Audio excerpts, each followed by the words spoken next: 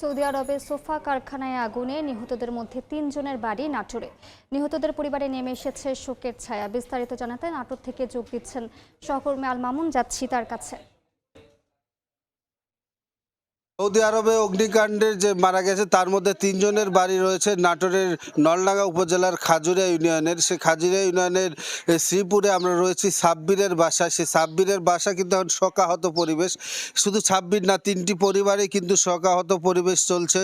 সাব্বির গত ৩.৫ বছর আগে কিন্তু তিনি সৌদি আরবে গিয়েছিলেন এবং সে ঋণ করে সৌদি আরবে যাওয়ার পরে তার ঋণ শোধ করতে বাবা এবং মা সহ তারা কিন্তু সবাই গার্মেন্টসে চাকরি করে ঢাকায়, এবং মৃত্যুর খবর শুনে কিন্তু তারা এলাকায় এসেছেন এবং তার যে ঋণ কিন্তু এখনও পরিশোধ হয়নি। আরও একটি হৃদয় বিদায়ক ঘটনা যেটি রয়েছে, সাব্বির কিন্তু মোবাইলে গত 2 বছর আগে পার্শ্ববর্তী নওগাঁ জেলার আত্রাই উপজেলার ভাঙ্গা জাঙ্গাল এলাকার জলিকে বিবাহ করেছিলেন। সে বিয়ের পরে কিন্তু তার স্ত্রীর মুখটাও কিন্তু সাব্বির দেখতে পাননি, এবং এই পরিস্থিতিতে কিন্তু একটা শোকাহত পরিবেশ যেটি রয়েছে গোটা খাজুরা ইউনিয়ন জুড়ে, এবং এই খাজুরা ইউনিয়নেই 3 জনের যে মৃত্যুর সে বিষয়গুলো নিশ্চিত হয়েছে। দিঘিরপাড় এলাকার শামীম, সেখানেও কিন্তু শোকাহত পরিবেশ রয়েছে।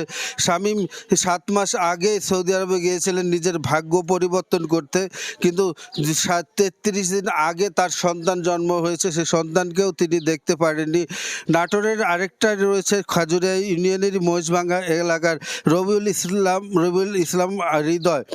সেই বাড়িতেও কিন্তু শোকাহত পরিবেশ রয়েছে। স্থানীয় জেলা প্রশাসন এর পক্ষ থেকে যেটি নিশ্চিত করা হয়েছে, তারা স্থানীয় উপজেলা প্রশাসন তারা কিন্তু 3টি বাড়িতে আসবে এবং প্রয়োজনীয় সেই উদ্যোগ গ্রহণ করবে। তারা যেটি বলছে প্রশাসন থেকে, যে লাশ আনার এবং যে ক্ষতিপূরণের যে ব্যবস্থা, সেই ব্যবস্থার প্রয়োজনীয় উদ্যোগ নিতে সরকারের কাছে সেটি প্রয়োজনীয় পদক্ষেপ নেবে। এবং পরিবারগুলো দাবি একটাই করছে যে তারা কিন্তু তাদের পরিবারের সন্তানকে যেন দেশে পান এবং দেশের মাটিতে যেন তাদের দাফন হতে পারে। আরেকটি বিষয় আমরা বলতে পারি, গত 3 বছর আগে এই খাজুরিয়া ইউনিয়নেরই 5 জন কিন্তু সৌদি আরবে একটি সোফা কারখানার অগ্নিকাণ্ডে নিহত হয়েছিল, এবং এই ইউনিয়নের অধিকাংশ মানুষ কিন্তু সৌদি আরবের বাসিন্দা এবং প্রতিটি পরিবার থেকে সৌদি আরবেই তারা বসবাস করে।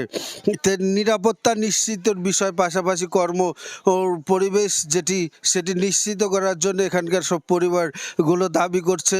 একটি বিষয় যেটি বলছে জেলা প্রশাসন যেটি বলছে, তারা এখন ইতিমধ্যে কিন্তু তারা শামীমের যে দিঘিরপাড় বাসা রয়েছে সেখানে উপজেলা নির্বাহী কর্মকর্তা সেখানে গিয়েছেন। এখান থেকে সাব্বিরের বাসায় আসবেন, তারপর হৃদয়ের বাসায় আসবেন। তো পরিবার শোকাহত পরিবেশ আমরা দেখতে পাচ্ছি। পরিবারের সবাই স্তব্ধতা রয়েছে, এবং গোটা এলাকাবাসী যেটি গোটা খাজুরা ইউনিয়নে যেটি 90% মানুষ সৌদি আরবে বসবাস করেন, তারা কিন্তু সবাই শোকাহত, এবং এলাকার সবাই কিন্তু শোকাহত পরিবেশ বিস্তার করছে।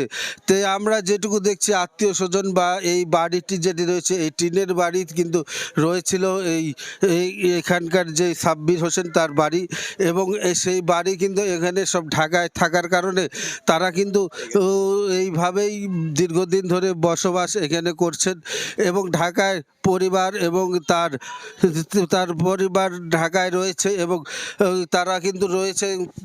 2টি বিষয়, শামীম এবং সাব্বির, তারা কিন্তু একমাত্র ছেলে হিসাবে পরিবারের অবলম্বন করতে গিয়েছেন। তো এই ছিল আমার কাছে সৌদি আরবের অগ্নিকাণ্ড নিহত 3 জনের পরিবারের সর্বশেষ।